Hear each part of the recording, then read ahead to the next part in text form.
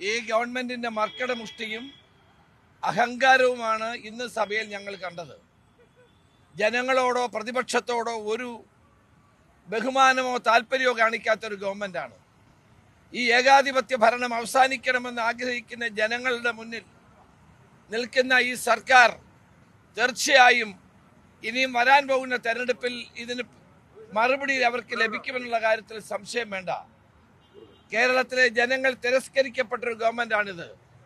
തുടർച്ചയായി നടന്ന എല്ലാ തെരഞ്ഞെടുപ്പുകളിലും വലിയ തോതിൽ പരാജയപ്പെട്ടൊരു ഗവൺമെന്റിന് യഥാർത്ഥത്തിൽ ധാർമ്മികമായി അധികാരത്തിലിരിക്കാനുള്ള അവകാശം പോലും ഇല്ലാത്തൊരു ഗവൺമെന്റാണ്. ഇതൊരു കെയർ ടേക്കർ ഗവൺമെന്റ് മാത്രമാണ്. എന്നാലും ഈ ഗവൺമെന്റ് PR കോടികൾ ചെലവഴിച്ചുകൊണ്ട് PR ജീവിക്കുന്ന ഒരു ഗവൺമെന്റ് മാത്രമാണിത്. ഞങ്ങൾ ഉന്നയിച്ച ആവശ്യങ്ങൾ ന്യായമല്ലേ? ശബരിമല കൊള്ളയുമായി ബന്ധപ്പെട്ട് ഉള്ള എല്ലാ പ്രതികളും ഇന്ന് പുറത്തു വന്നിരിക്കുന്നു. ഏറ്റവും അവസാനം പത്മകുമാർ ഏതാനും ദിവസങ്ങൾക്കകം പുറത്തു വരുമെന്നാണ് വാർത്ത. ഒരു കേസിൽ അദ്ദേഹത്തിന് ജാമ്യം ലഭിച്ചു. അടുത്ത കേസിൽ ജാമ്യം ലഭിക്കുമെന്നാണ് കിട്ടുന്ന വിവരം. ശബരിമല തന്ത്രിയെ 41 ദിവസം ജയിലിലിട്ടു. കോടതി പറയുന്നു അദ്ദേഹത്തിൻ്റെ പേരിൽ ഒരു കേസുമില്ല, തെളിവുമില്ല. എന്തിൻ്റെ അടിസ്ഥാനത്തിൽ? യഥാർത്ഥ പ്രതികളായ കടകംപള്ളി സുരേന്ദ്രൻ ഇവിടെ വിലസുകയാണ്. മുൻ Devaswom board president PS Prashanth ചോദ്യം ചെയ്യലിന് വിധേയനായി. പക്ഷേ അദ്ദേഹത്തിൻ്റെ പേരിൽ നടപടിയില്ല. ആഗോള അയ്യപ്പ സംഗമം നടത്തി കോടികൾ അടിച്ചു മാറ്റി. അവരുടെ പേരിൽ നടപടിയില്ല. ദേവസ്വം ബോർഡ് ഇതുവരെ കണക്കുകൾ തിട്ടപ്പെടുത്തിയിട്ട് പോലുമില്ല. അപ്പോൾ നടക്കുന്ന ഈ കൊള്ളകളും സ്വർണ്ണക്കൊള്ളയും ഒരു എല്ലാ കാര്യത്തിലും ഗവൺമെന്റ് കള്ളക്കളി കളിക്കുകയാണ്. SITയുടെ മേൽ ശക്തമായ സമ്മർദ്ദമാണ്. മുഖ്യമന്ത്രിയും മുഖ്യമന്ത്രിയുടെ ഓഫീസും അവരുടെ പുറത്ത് നടത്തുന്ന സമ്മർദ്ദം കൊണ്ട് SITയുടെ പ്രവർത്തനം ഇന്ന് നിലച്ചിരിക്കുകയാണ്. SIT ഇപ്പോൾ പ്രവർത്തിക്കുന്നില്ല.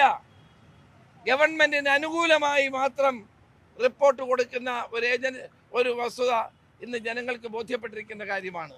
അതുകൊണ്ടാണ് ഞങ്ങൾ ദേവസ്വം ബോർഡ് മന്ത്രി രാജിവെക്കണം. അയ്യപ്പ സംഗമത്തിന് ഏറ്റവും കൂടുതൽ മുൻകൈ എടുത്തത് വാസവനായിരുന്നു.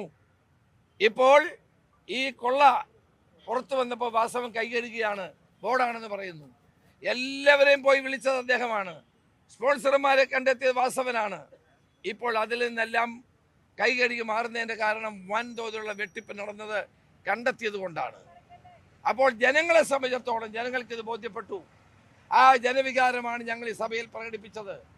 ഞങ്ങൾ ഈ സമരത്തിന് നേതൃത്വം കൊടുക്കാനുള്ള കാരണം ഈ വസ്തുതകൾ ജനങ്ങൾ അറിയുന്ന, ജനങ്ങൾ മനസ്സിലാക്കിയ വസ്തുതകളെ മേൽ ഗവൺമെന്റ് പ്രതികരിക്കാൻ തയ്യാറാകാത്തത് കൊണ്ടാണ്.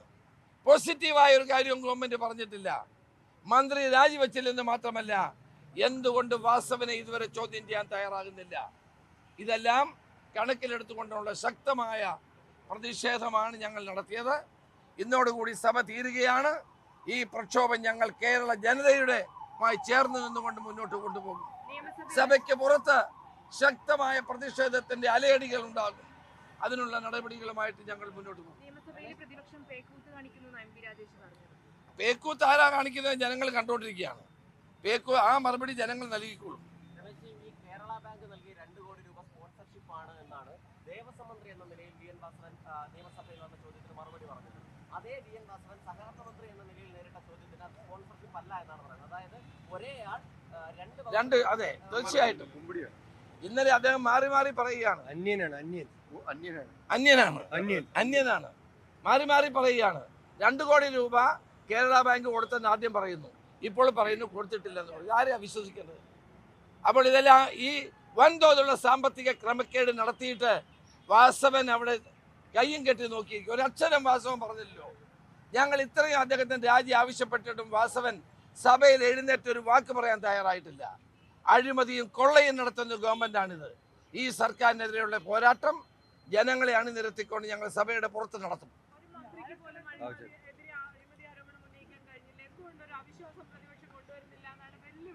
അല്ല, എല്ലാ മന്ത്രിമാരുടെയും പേരിൽ ഞങ്ങൾക്ക് അവിശ്വാസം തന്നെയാണ്. കേരളത്തിലെ ജനങ്ങൾക്കറിയാം ഈ മന്ത്രിമാർ ഓരോരുത്തരും അഴിമതിക്കാരാണ്, ഈ സർക്കാർ അഴിമതിക്കാരാണെന്ന് ജനങ്ങൾക്ക് ബോധ്യപ്പെട്ടുകൊണ്ടാണല്ലോ എല്ലാ തെരഞ്ഞെടുപ്പിലും ജനങ്ങൾ ഇവരെ തള്ളിക്കളയുന്നത്, ജനങ്ങൾ ഇവരെ പുച്ഛിച്ച് തള്ളിക്കളയുന്നത്. ഒരു തെരഞ്ഞെടുപ്പിൽ പോലും ജനങ്ങൾ പിന്തുണ നൽകാത്തതിൻ്റെ കാരണം മനസ്സിലാക്കാതെ ഇരിക്കുന്ന ഒരു ഗവൺമെൻറ്റാണ്. ഞങ്ങൾ പ്രത്യേകിച്ച് അവിശ്വാസ പ്രമേയം അവതരിപ്പിക്കേണ്ട കാര്യമില്ല. കേരള ജനത പഞ്ചായത്ത് തെരഞ്ഞെടുപ്പിലും പാർലമെൻറ്റ് തെരഞ്ഞെടുപ്പിലും ഉപതെരഞ്ഞെടുപ്പിലും ഈ സർക്കാരിനെതിരെ അവിശ്വാസം പാസ്സാക്കിയിട്ടുള്ളതാണ്.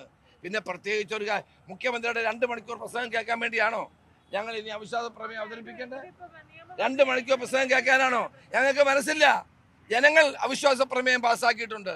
ഇതൊരു കെയർ ടേക്കർ ഗവൺമെൻറ്റാണ്.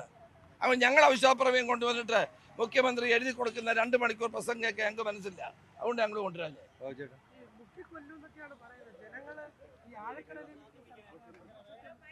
ഞങ്ങളെയല്ല, ജനങ്ങളവരെ മുക്കിക്കൊല്ലും, കൊന്നിരിക്കുകയാണ്.